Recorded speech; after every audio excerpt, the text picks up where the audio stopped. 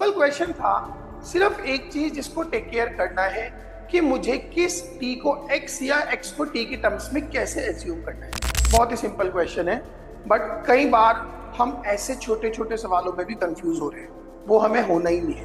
मतलब अगर मैं इसको देख रहा होता तो आज आपकी प्रिपरेशन उस लेवल पे होनी चाहिए कि आप इस क्वेश्चन को बिना पेन चलाए भी सॉल्व करो। दिमाग में घूमना चाहिए कि ये 1 cube plus 2 cube plus 3 cube से लेके 9 क्यूब इंटू 1/2 आंसर आए। तो इस तरह के क्वेश्चन में जरूरी नहीं है कि हम हमेशा सॉल्व करें, डायग्राम देख के भी हमें काफी हद तक अच्छा आइडिया लग जाता है। तो क्वेश्चन में कुछ नहीं है, बस पेशेंस के साथ में प्रोसीड करते जाना।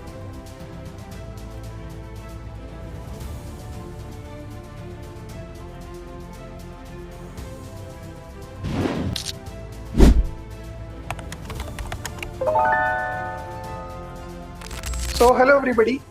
Today we will start with the discussion of GRB Toppers Question Bank Volume 2 के इंटीग्रेशन चैप्टर की थर्ड एक्सरसाइज का 1 और 2 एक्सरसाइज के डिस्कशन है ऑलरेडी कवर्ड, जो इससे पुरानी दोनों वीडियोस में हैं। ऑलराइट, तो बहुत फैसिनेटिंग चैप्टर है। पिछली 2 वीडियोस में भी मुझे लगता है आपने कुछ ना कुछ तो जरूर सीखा होगा। आज मैं थर्ड चैप्टर की क्वेश्चन से स्टार्ट करूंगा। Here also I have selected 5 questions. तो चलो डिले करे बिना let's start. So the first question is, आपको ना एक इंटीग्रेशन दिया हुआ है दिस वन। वो ये कह रहे हैं कि this value is a. Alright, now इसको इसमें कन्वर्ट करना है और फिर ए और बी का रिलेशन बताना है। Fair enough. तो अगर मैं इसी से स्टार्ट करूं, that is integration 0 to 1 2 raised to the power t dt upon t plus 3. They are saying this is equals to a. देखो, मुझे ना लिमिट को कन्वर्ट करना है a -1 से लेके a में। तो एक सिंपल सा सब्स्टिट्यूशन लगाते हैं। t को रिप्लेस करता हूं x प्लस a -1। इससे क्या फायदा होगा, जब t की वैल्यू 0 होगी तो x, अच्छा इससे काम नहीं चलेगा। What else we should do?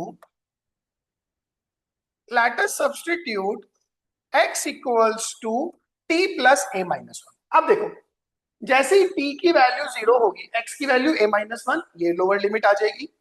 जैसे ही t की वैल्यू 1 होगी, x की वैल्यू a, ये अपर लिमिट आ जाएगी। ऑलराइट, यहां से I can say dt is equals to dx। Fair enough. तो ये बन जाएगा इंटीग्रेशन। अब देखो, एक तो 2 raised to the power, in place of t I will replace x plus 1 minus a, dt हो गया dx। नीचे t को रिप्लेस कर दिया x plus 1 minus a plus 3। Limit हो गई a -1 से a। This will B a। Yes और नो? नाउ इसको ऐसे लिख लेता हूं कि integration a -1 to a 2 raised to the power 1 minus a 2 raised to the power x dx upon x plus 4 minus a, that is a. That means integration a -1 से a, इसको वापस से t सब्स्टिट्यूट कर देते parameter को, 2 to the power t dt upon t plus, क्यों? क्योंकि question में भी फाइनली t में रखा हुआ है, t plus 4 minus a will be 2 to the power a -1 into a. Am I correct? ये आपने इसमें थोड़ा सा काम किया। अब ये जो राइट साइड है ना, 2 to the power a -1 into a, ये बेसिकली मुझे दी हुई है a -1 to a, a -1 to a 2 raised to the power t dt upon, देखो जरा, t प्लस b, ये अपने को दिया हुआ है। अब अगर मैं इन दोनों का कंपैरिजन करूं, देखो एवरीथिंग इज सेम, सिर्फ यही आपका b है। So your b should be what?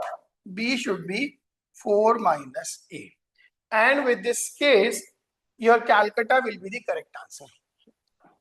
Alright, तो सिंपल क्वेश्चन था, सिर्फ एक चीज जिसको टेक केयर करना है कि मुझे किस t को x या x को t की टर्म्स में कैसे एज्यूम करना है, बस। ऑलराइट, चलो आगे बढ़ते हैं। Next question is this one. बहुत सिंपल बढ़िया क्वेश्चन है, ट्रेडिशनल टाइप का है, छोटी सी चीज को सोचना है। ये तो मुझे पता है कि greatest integer x periodic function नहीं है, whereas the fraction part of x is. Alright, अब ये 0 to 10 में कह रहा है ग्रेटेस्ट इंटीजर ऑफ x का whole cube fraction part of x dx is equal to. Alright, चलो सिंपल क्वेश्चन है, करते हैं। 0 to 10 greatest integer of x का whole cube fractional part of x dx। इसको ऐसा करता हूं, 0 to 1 में तोड़ूंगा, एक 1 to 2 में, एक 2 to 3 में, और ऐसे करते करते फाइनली 9 to 10 में। एग्रीड। अब देखो 0 to 1 में ग्रेटेस्ट इंटीजर x की वैल्यू 0, तो ये तो गया। 1 से 2 में ग्रेटेस्ट इंटीजर ऑफ x की value 1, so I can write it 1 cube. अभी फ्रैक्शनल पार्ट ऑफ x को नहीं छीनते। 2 to 3 में ग्रेटेस्ट इंटीजर x की value 2 cube into fractional part of x dx, and 9 to 10 में greatest integer x and so 9 to 10 में बन जाएगा ये 9 cube fractional part of x dx। Am I correct? अब अगर आप ध्यान दोगे तो सब में से 1 क्यूब बाहर, 2 क्यूब बाहर, 9 क्यूब बाहर, और 1 से 2 fraction part of x, 2 to 3 fraction part of x, ये एरिया बेसिकली सब में सेम ही है। So I can write it 1 cube integration 1 से 2 fraction part of x dx। अब ये जो 1 से 2 आपने लिखा, इसको ना मैं 0 to 1 भी लिख सकता हूं। क्यों? क्योंकि फ्रैक्शनल पार्ट ऑफ x एक पीरियोडिक फंक्शन है। ये जितना एरिया 1 से 2 में बनाएगा उतना ही 2 to 3 में बनाएगा, उतना ही 0 to 1 में बनाएगा। एग्रीड? नेक्स्ट हो गया 2 cube 0 to 1 fractional part of x dx, and similarly ऐसे ही 9 cube 0 to 1 fractional part of x dx। So this is basically 1 cube plus 2 cube से लेके 9 cube into 0 to 1 fractional part of x dx। अब इस पे मैं ज्यादा efforts नहीं करूंगा। 0 to 1 में फ्रैक्शनल पार्ट जो ट्राइंगल बनाता है छोटा सा, उसका एरिया 1/2 होता है। तो सीरीज का सम तो हो गया 9 × 10/2 whole square into 1/2। That's it. So your answer will be 9 × 10 90 8100 8100 divided by 8। Fine, ये 4 से कट कैंसिल हो जाएगा। 8100/4 will be 2025/2। Fine, so it is going to be 2025/2। बहुत ही सिंपल क्वेश्चन है, बट कई बार हम ऐसे छोटे छोटे सवालों में भी कंफ्यूज हो रहे हैं, वो हमें होना ही नहीं है। ठीक है ना? ऐसे ऐसे क्वेश्चन हमारी टिप्स पे होने चाहिए। मतलब अगर मैं इसको देख रहा होता तो आज आपकी प्रिपरेशन उस लेवल पे होनी चाहिए कि आप इस क्वेश्चन को बिना पेन चलाए भी सॉल्व करो। दिमाग में घूमना चाहिए कि ये 1 cube plus 2 cube plus 3 cube से लेके 9 क्यूब इंटू 1/2 आंसर आएगा। Got it? Alright, so now let's start with question number 6 of the book. 2 to 5 में एक बाइजेक्टिव फंक्शन है और उसका इनवर्स इंक्रीजिंग है। देखो d/dx of f inverse is positive. अब अगर इनवर्स इंक्रीजिंग फंक्शन हुआ तो ओरिजिनल फंक्शन भी इंक्रीजिंग होगा। ऑलराइट, ऐसे में समझो इसको कि ये y = x लाइन है।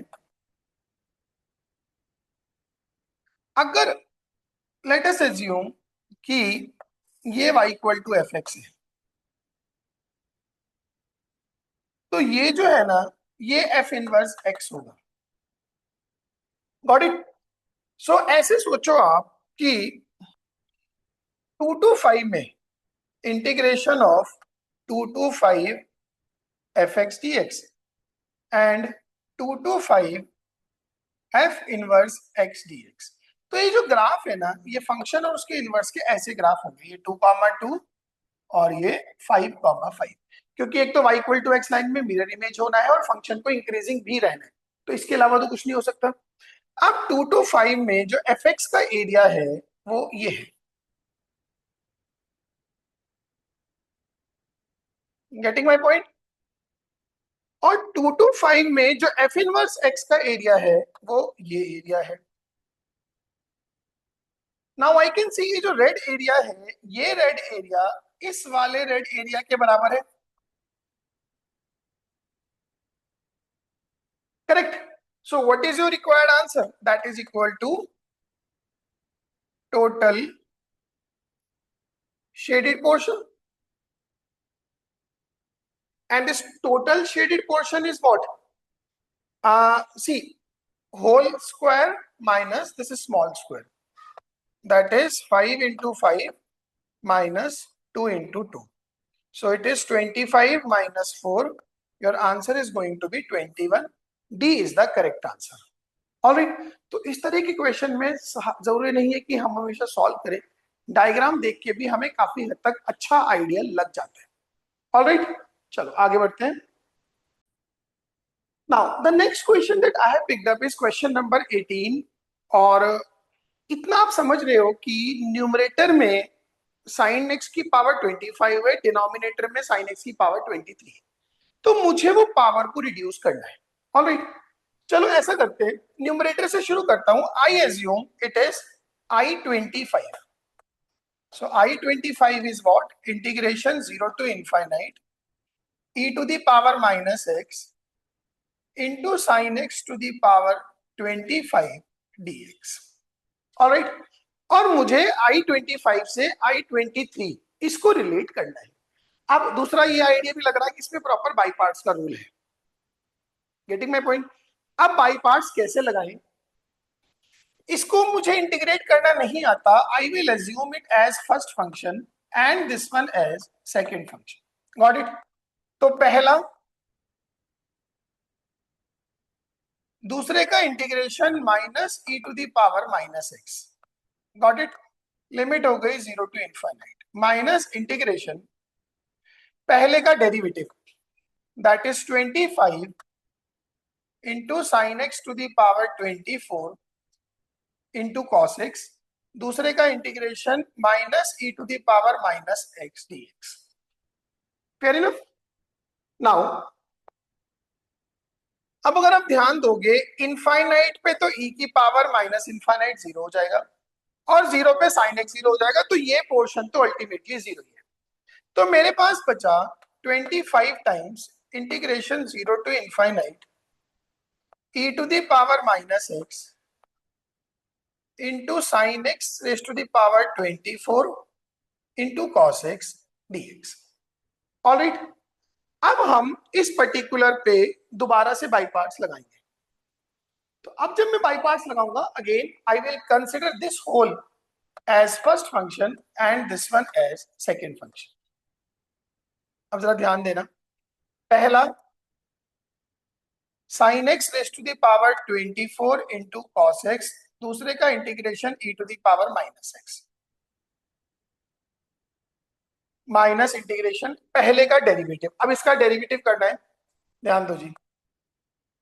साइन एक्स की पावर 24 कॉस एक्स का derivative minus sine x plus cos x into 24 times sine x की power 23 into cos square x. 24 sine x की power 23 into cos square x into e to the power minus x with negative sign dx। Correct? अच्छा, इस पे जब मैं, ये full bracket बंद, इस पे अगेन जब मैं लिमिट्स का प्लेसमेंट करूंगा, इनफाइनाइट की वजह से तो e की पावर माइनस इनफाइनाइट 0, 0 की वजह से साइन एक्स 0, ये तो गया। सो इट इज 24 टाइम्स, ये माइनस से माइनस माइनस मैंने कर दिया प्लस 0 टू इनफाइनाइट। अब ध्यान दो, एक टर्म तो बन रहा है e to the power minus x sine x की पावर 25 विद नेगेटिव साइन, दूसरा टर्म बन रहा है e to the power minus x sine x की power 23 into 24 into cos square x, जिसको मैं लिख लेता हूं 1 minus sine square x dx। फिर ना, अब अगर मैं देखूंगा तो ये जब साइन की पावर 2 से मल्टीप्लाई होगा तो ये भी I25 में कन्वर्ट हो जाएगा। So that is 25 integration 0 to infinite. करते हैं शुरू। माइनस में e to the power minus x sine x की पावर 25 और ये हो गया 24. So minus of 25 e to the power minus x sine x raise to the power 25 dx. एक तो ये टर्म आया, एक टर्म आएगा plus 24 times e to the power minus x sine x की पावर 23 dx. करेक्ट. तो this will be minus of 625 times I25 plus 25 into 24 into I23. Fair enough. और ये खुद I25 था, तो 626 I25 is equals to 600 times I23. So 626 I25 upon I23. This answer should be 600. ये उन्होंने आपसे पूछा है and 600 will be your correct answer. All right. तो क्वेश्चन में कुछ नहीं है, बस पेशेंस के साथ में प्रोसीड करते जाना है. ठीक है ना. ये थोड़ी वैरायटी पॉपुलर है, इस पे ध्यान देना है कि हम इस तरह से इनको स्प्लिट करके I25 और I23 में तोड़ते हैं. So there we go with the 21st question of the same series. Fine. अब देखो ये क्वेश्चन ना चीख के कह रहा है कि x को tan थीटा डालो. क्यों? Because of that 1 plus x square और लिमिट 0 टू इनफाइनाइट है. तो जो ये आपका क्वेश्चन है that is 0 to infinite dx upon 1 plus x to the power a into 1 plus x square. तो एक सिंपल सब्स्टिट्यूशन सबसे पहले, वेल नोन x को tan theta. So what is your dx? sec square theta d theta. तो एक तो dx बन गया sec square theta d theta upon 1 plus tan theta raise to the power a, और ये भी आ जाएगा sec स्क्वायर थीटा. लिमिट हो जाएगी 0 पे 0, इनफाइनाइट पे pi by 2. Fine. So this comes out to be 0 to pi by 2 d theta upon 1 plus, इसको ऐसे लिख लेता हूं, sine theta upon cos theta whole to the power a. Fine. जिसमें अगर मैं एलसीएम ले लूंगा तो it will be 0 to infinite cos theta raise to the power a d theta upon sine theta raise to the power a plus cos theta raise to the power a. ये आ जाएगा. Am I correct? अब हो गया है. आप इसमें property 4 लगाओगे. थीटा को this is not infinite, this is basically pi by 2. ठीक है. सो थीटा को पाई बाई 2 माइनस थीटा रिप्लेस करके ऐड करोगे, आपको पता है आगे तो क्या कुछ होता है इसमें. ठीक है. किंग रूल लगाना एक बार and this answer will finally be pi by 4. इसके आगे मैं नहीं करूंगा, वो आपका काम है. मैं बस इसमें ये बताना चाहता था कि किस हिसाब से हम इसमें सब्स्टिट्यूशन को सोचते हैं. तो x equals to tan theta बहुत ऑब्वियस और वेल नोन सब्स्टिट्यूशन. ऑलराइट. चलिए, that would be all from my side. ये थी exercise 3 toppers question bank volume 2 के इंटीग्रेशन चैप्टर की. इस एक्सरसाइज में इन 5 क्वेश्चंस के अलावा भी बहुत फैसिनेटिंग और लाजवाब क्वेश्चन है. Make sure you do not miss any of them. Alright. That would be all from my side for today. Thank you so much. Keep learning, keep study.